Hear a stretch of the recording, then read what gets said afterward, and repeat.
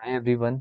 आपने जो पिछली लास्ट वीडियो में इतना अच्छा रिस्पांस दिया है, उसी से मोटिवेट होकर इतनी जल्दी मैं आपके लिए पार्ट 3 यहाँ पर लेकर आ गया हूँ। और आज की वीडियो को स्टार्ट करने से पहले मैं आपको बताना चाहता हूँ, हमारी एक एचपीजीके की एमसीक्यू बुकलेट आती है और साथ में ही इकोनॉमिक सर्वे का भी एमसीक्यू फॉर्म में एक पीडीएफ आता है। अगर आप इन दोनों को ही परचेज करना चाहते हैं तो आप हमारे टेलीग्राम चैनल को ज्वाइन कर सकते हैं।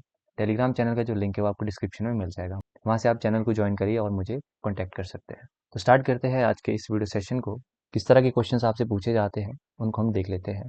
जैसे आपसे क्वेश्चन पूछा जाएगा कि बैटल ऑफ अजामीगढ़ ये कब लड़ी गई थी, तो ईयर आपने याद रखना है 1804 और 1805 में ये लड़ी गई थी। ठीक है। दूसरा क्वेश्चन जो यहाँ से बन सकता है कि किसके बीच ये बैटल हुई थी, तो आपने याद रखना है गुरखा कमांडर अमर सिंह थापा एक तो ये थे और दूसरी साइड कौन थे इसमें, हिंदूर की फोर्सेस। तो इन दोनों के बीच ये बैटल लड़ी गई थी। तीसरा क्वेश्चन यहाँ से क्या फ्रेम हो सकता है कि इस बैटल में कौन जीता था और कौन हारा था। तो आपने याद रखना है इस बैटल में जो अमर सिंह थापा था वो यहाँ पर विजयी हुए और जो हिंडोर की फोर्सेस है उनको यहाँ पर हार झेलनी पड़ी। इसके बाद नेक्स्ट हम मूव करते हैं बैटल ऑफ मलौन। यहाँ से भी आपको क्वेश्चन देखने को मिल जाता है। क्या क्वेश्चन बनेगा कि बैटल ऑफ मलौन जो है ये किस डेट को लड़ी गई थी। देखो, अगर आप नॉर्मल पेपर देते हो क्लास 3 और क्लास 4 के, तब तो आपसे डायरेक्ट ईयर पूछा जाता है। ठीक है। पर अगर आप एचएएस और एलाइड लेवल के एग्जाम दे रहे हो तो आपको डेट भी वहाँ पर पूछी जाती है, क्योंकि बहुत क्लोज आपको वहाँ पर ऑप्शंस देखने को मिलते हैं। तो 15 मई 1815 ये डेट आपने याद रखनी है। उसके बाद आपसे क्वेश्चन पूछा जाएगा ट्रीटी ऑफ सगौली। यहाँ से भी आपको क्वेश्चन देखने को मिल जाता है। ठीक है। क्वेश्चन क्या बनेगा कि ट्रीटी ऑफ सगौली जो है ये किस डेट को हुई थी। तो डेट आपने याद रखना है 28 नवंबर 1815 को हुई थी ट्रीटी ऑफ सगौली। उसके बाद यहाँ से क्या क्वेश्चन बन सकता है कि जो ट्रीटी ऑफ सगौली थी वो किसकी प्रेजेंस में ड्राफ्ट की गई थी। तो गुरखास की साइड से थे अमर सिंह थापा और ब्रिटिशर्स की साइड से इसमें कौन थे, डेविड ऑक्टरलॉनी। तो इनकी प्रेजेंस में ये ड्राफ्ट हुई थी।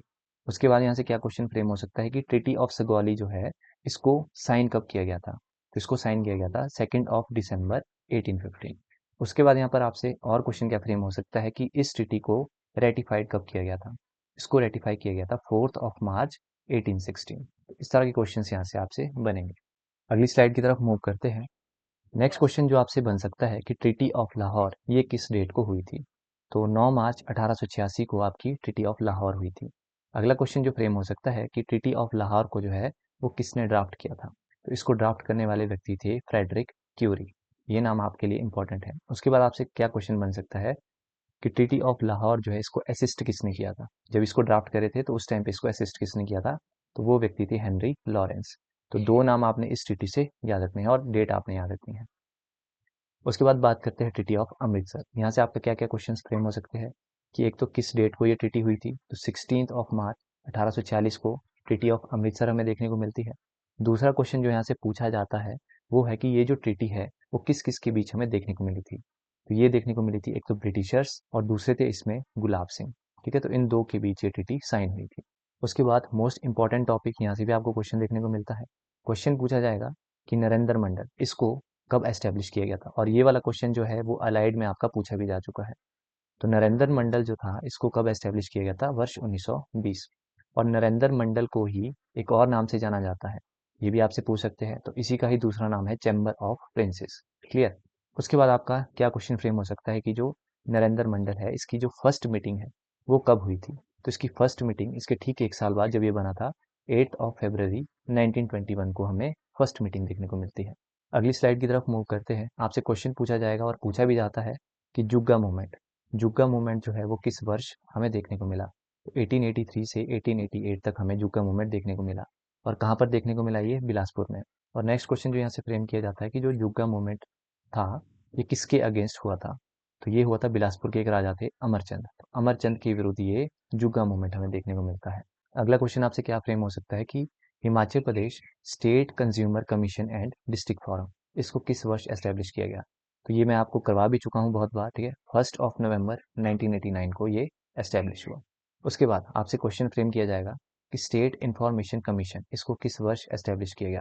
तो वर्ष 2006 आपने याद रखना है। और ये भी आपसे पूछ सकते हैं कि इसको किस एक्ट के तहत जो है वो फ्रेम किया गया था। तो आरटीआई एक्ट के तहत इसको फ्रेम किया गया था। उसके बाद आपसे क्या क्वेश्चन फ्रेम हो सकता है, आपसे पूछा जाएगा कि शिक्रेन फेस्टिवल। ये क्वेश्चन हाल ही में जो पीजीटी एग्जाम हुआ है वहां पर ये पूछा गया था। वहां पर क्या पूछा गया था कि जो शिरकिन फेस्टिवल है उसको कब मनाया जाता है। तो अक्टूबर और नवंबर मंथ में इसको मनाया जाता है। और अगर पहाड़ी महीनों की हम बात करते हैं तो कार्तिक मंथ में ये हमें देखने को मिल जाता है। इसके बाद जो नेक्स्ट फेस्टिवल है वो है फागुली। देखो यहाँ से आपके क्या क्या क्वेश्चंस फ्रेम हो सकते हैं। आपसे पूछ सकते हैं कि फागुली फेस्टिवल का दूसरा नाम क्या है। तो आपने याद रखना है फागुली फेस्टिवल को ही हम लुस्कर के नाम से भी जानते हैं। ठीक है, इस तरह के क्वेश्चंस आपको देखने को मिलते हैं। उसके बाद यहाँ से स्टेटमेंट बेस्ड क्वेश्चंस आपको देखने को मिल सकते हैं। किस तरह से? देखो आपको स्टेटमेंट दे देंगे कि देखो जो फागुली फेस्टिवल है उसको रोपा वैली में किस नाम से जाना जाता है? फाल्गुन। तो आपको वहां पर दे देंगे कि in Ropa valley Phaguli festival is known as Lamoj. तो ये स्टेटमेंट करेक्ट है या इनकरेक्ट, ये आपको बताना है। तो एग्जैक्ट आपने याद रखना है कि रोपा वैली में फागुली जो फेस्टिवल है इसको बोला जाता है फाल्गुन, ये आपने याद रखना है। और वहीं लिप्पा लिप्पा में इसको क्या बोला जाता है? लामोज। तो लिप्पा में बोला जाता है लामोज और रोपा में बोला जाता है फाल्गुन। क्लियर? उसके बाद यहाँ से आपने एक पॉइंट याद रखना है, ये भी आपको स्टेटमेंट में काम आ जाएगा। आपके पास स्टेटमेंट पूछ सकते हैं जो जांगी जगह है वहां पर इस फेस्टिवल को साल में 2 बार मनाया जाता है। तो वहां पर स्टेटमेंट में किसी भी तरह से फ्रेम कर सकते हैं। वहां पर आपको दे देंगे कि इन रोपा it is celebrated twice a year. तो वो करेंगे क्या एग्जाम में? वो बस यहाँ पर नाम चेंज कर देंगे। इसी तरह से ये स्टेटमेंट भी दे सकते हैं कि जांगी फेस्टिवल को जो है साल में 3 बार सेलिब्रेट किया जाता है। ये स्टेटमेंट करेक्ट है या नहीं? इस तरह के क्वेश्चन यहाँ से फ्रेम होते हैं। तो इंपॉर्टेंट लाइन्स है, याद रखिएगा। अगली स्लाइड की तरफ मूव करते हैं। यहाँ पर हम फेस्टिवल को ही डिस्कस करेंगे। किस तरह के जो क्वेश्चन से फ्रेम किए जाते हैं उसको देख लेते हैं।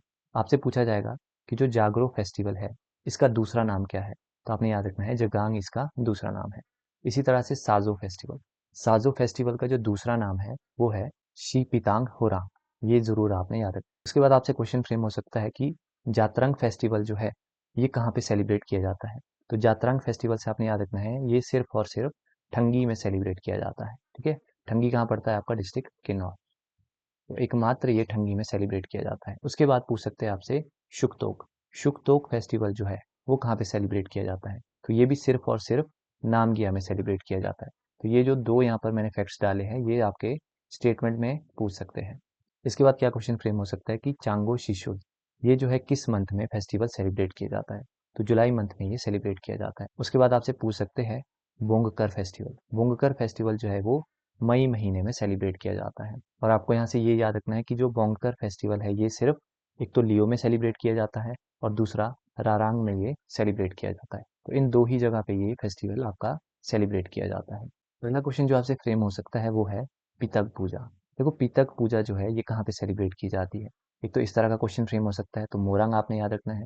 और दूसरा आपने यहाँ से याद रखना है कि पिताग पूजा जो है जब बारले की क्रॉप को राइप किया जाता है उस टाइम पे ये फेस्टिवल आपका सेलिब्रेट किया जाता है। तो ये वाला जो फैक्ट है ये भी आपका स्टेटमेंट में उठा के पूछ सकते हैं। चलिए अगली स्लाइड की तरफ मूव करते हैं। यहाँ पर आपका क्या क्वेश्चन फ्रेम होगा कि भूमि बंदोबस्त अभियान जो कि आपका बिलासपुर डिस्ट्रिक्ट में हुआ था ये किस वर्ष हुआ था? तो 1930 में ये हुआ था और बिलासपुर आपने यहाँ से याद रखना है। उसके बाद आपका क्वेश्चन फ्रेम हो सकता है कि टेरिटोरियल काउंसिल जो है इसको किस वर्ष एस्टेब्लिश किया गया था?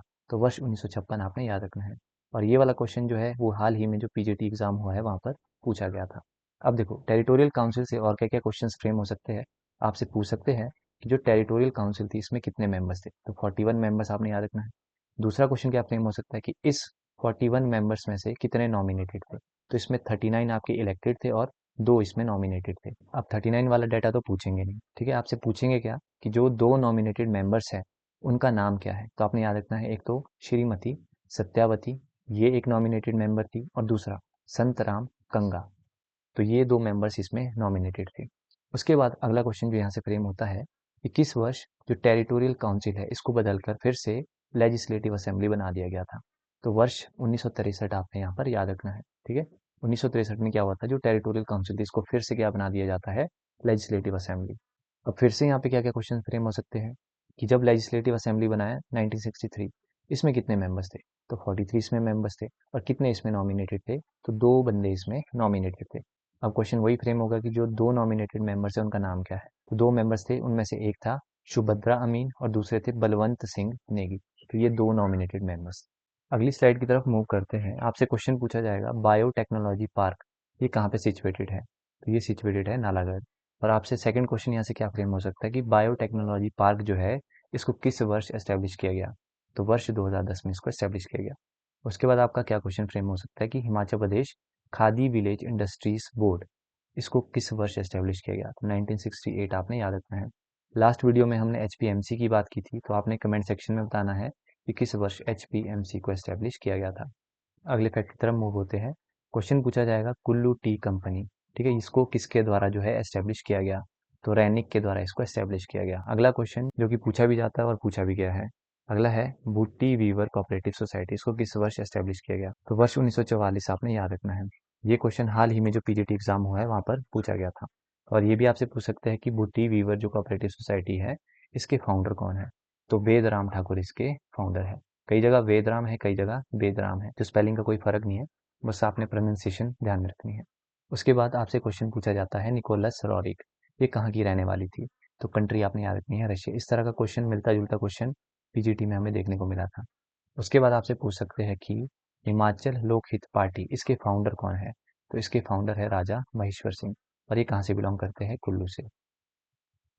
अगला जो आपसे क्वेश्चन फ्रेम हो सकता है कि जो कुल्वी नाटी है, इसने आपको पता है वर्ल्ड रिकॉर्ड दर्ज किया है, तो ये जो वर्ल्ड रिकॉर्ड है वो किस डेट को इन्होंने रिकॉर्ड किया था, तो 7 अक्टूबर 2014 में ये रिकॉर्ड किया गया था। और इस नाटी में जो है कितनी महिलाओं ने पार्टिसिपेट किया था, तो ये डाटा इंपॉर्टेंट हो जाता है।